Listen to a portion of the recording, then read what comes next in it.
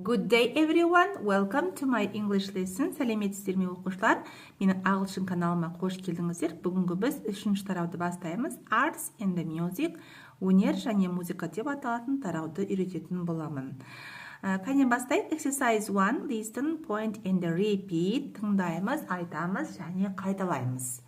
Jet again, қобыз, домбыра, violin, flute, piano, tambourine.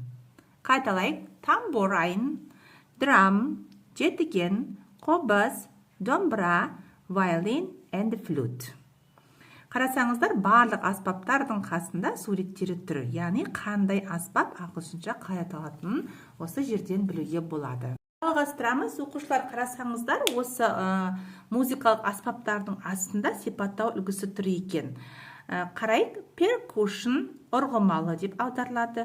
Woodwind, ағаштан жасалған. String, ішекті. Keyboard, шертпелі.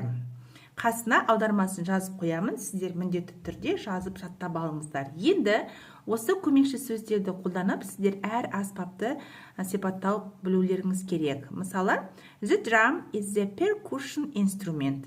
Барабан бізде ұрғымалы аспап.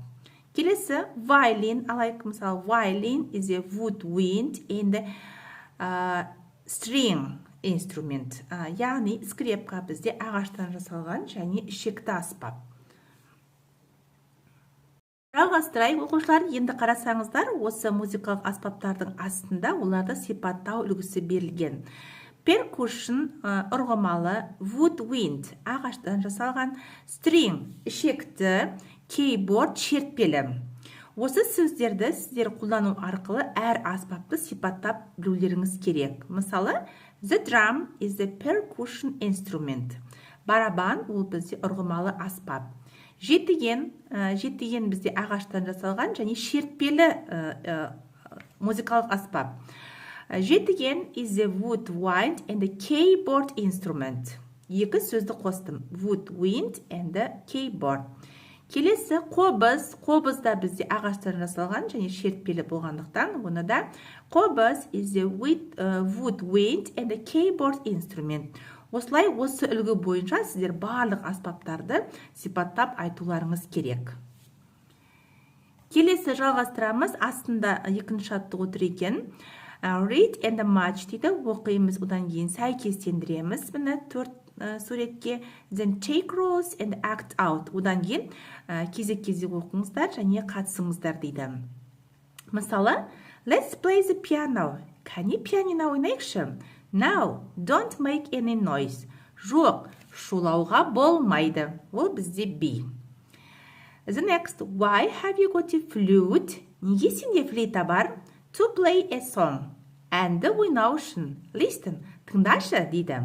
Ол бізде D болады. Let's play some music. Кәне, музыкада ойнайық. Good idea. Жақсы идея екен. Get a домбыра, please.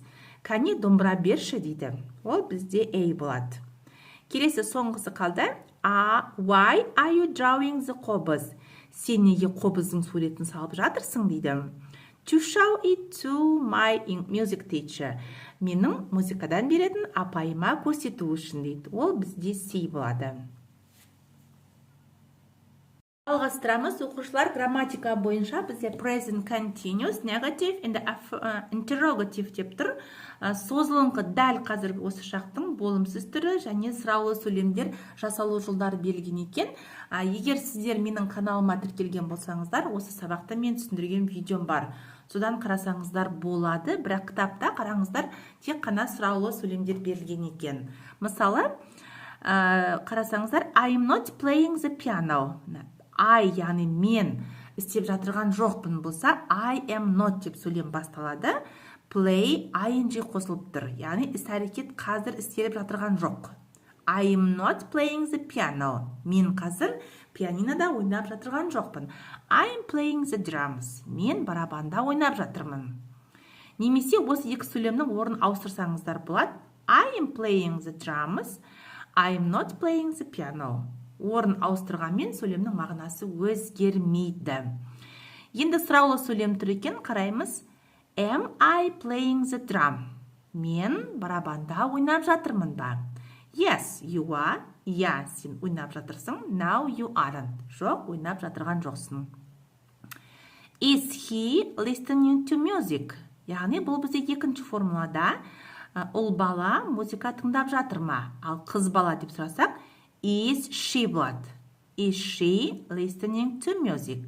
Ал жан-жануарға, табиғатқа, құстарға болса, онда is it деп қоямыз. Is it listening to music?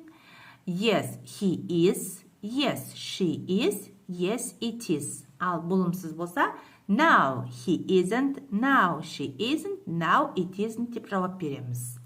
Ал көпше түрде қараңыздар, are we drawing?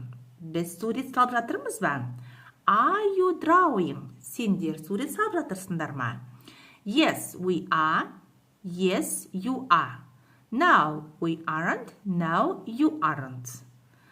Бұл қарасаңыздар, бұл тақырыпта бірінші жақ болады, яғни екі адам бір-біріне сұрақ қояды, одан кейін ұл істеп жатыр ма, немесе қыз істеп жатыр ма деп сұрақ қояды, одан кейін is it деп сұрақ қояды, ал үшіншісінде көпше түрде сұрақ қою көрсетілген. Осы үлгіге қарап, келесі тапсырманы істейтін боламыз. Exercise 1. Make questions дейді. Сұраулы сөйлем құрастырамыз. Then look and talk with your friend. Одан кейін қарап, досыңмен әңгімелес дейді. Суретте Айдар and Қайрат, Дана, Берік, Гүлсара, Әсел and Дамир. Осы кейіпкерлер бар екен. Астына қарайық, сөйлемдерді аяқтау керек сияқты. Are they wearing uniforms? Олар форма киген бе? Екіншісі, Берік пианинода ойнап жатыр ма? Ал сұрақ қойайық. Is Берік playing the piano болады? Play-ға біз ing қосамыз. Яғни Берік дәл қазір пианинода ойнап жатыр ма? Гүлсара сурет салып жатыр ма дейді. Is Гүлсара drawing a picture? Төртінші сурет, Әсел мен Дамир барабанда ойнап жатыр ма дейді. Онда біздер are they деп қоямыз. Өйткені екі адам тұр. Are they playing the drums? Дана скрепкада ойнап жатыр ма дейді. Is Dana playing the violin? Соңғы сөйлемде Айдар мен Қайрат билеп жатыр ма дейді. Are they dancing дейміз. Яғни Айдар мен Қайрат көпше түреттер. Екі адам болғаннан кейін біз are they деп сұрақ қоямыз.